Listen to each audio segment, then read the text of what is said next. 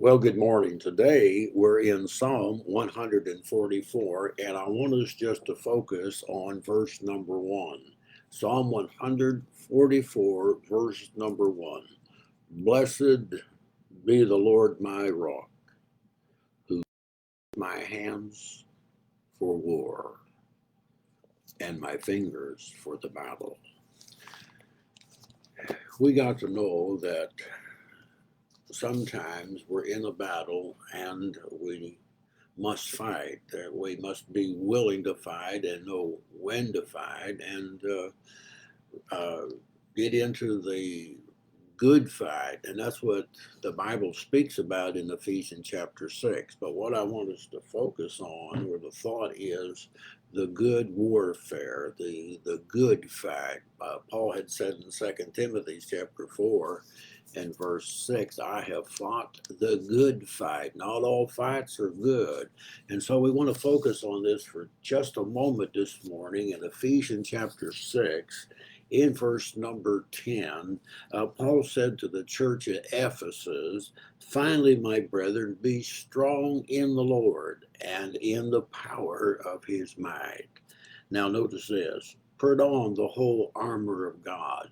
Now, this wasn't a material armor, but he's talking about a spiritual armor that we need to put on.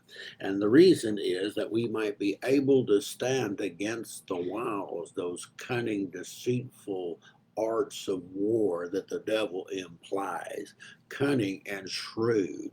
And I know it's difficult for most people to think of a spiritual warfare that the church and that we are in because of a secular mindset. But we're told by Peter in 1 Peter 5 that our adversary or opponent in this battle is the devil, and he goes about seeking to destroy us. That is to cause us to lose our soul. And so Paul is saying in Ephesians 6, if you notice here in verse 12, we wrestle not against flesh and blood. The church isn't in a carnal warfare, 2 Corinthians chapter 10 and verse 4. Our weapons are not carnal, but we're in a spiritual battle. And a lot of times the rank and file does not understand this, that we're in a real battle, that the outcome is being saved or lost. It's a real life or death situation. And so he says here that we're not wrestling against principalities, or rather, we wrestle not against flesh and blood, but against principalities and powers, against the rulers of darkness in this world, against spiritual wickedness. Now, Paul will tell Timothy, if you look over there for just a moment, he'll say over there, what is it, First Timothy? If I'm thinking this out loud here, that he'll tell Paul to, or rather Timothy, that we are in a warfare and we are to not get entangled in so many different things in the world, and we need to fight a good warfare. And so it's important for us to understand this morning is we need to be ready for that kind of a battle, and we need to be prepared for that battle, putting on the armor of God. And we got to understand that we're in a good fight and the consequences are severe.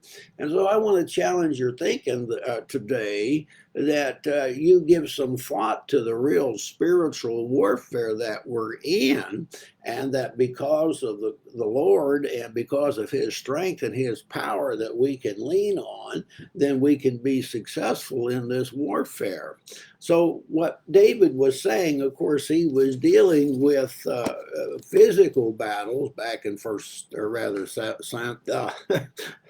Psalm 144, when he talks about the warfare that he was engaged in, but God had given him the victory, and he can give you the victory in this spiritual warfare by you putting your faith and your trust in him and then being ready and prepared and willing for that confrontation. Serious thoughts today, but I want you to give that some serious contemplation. So we'll continue our study in the Psalms, and we'll be looking at Psalm 145 tomorrow. See you then.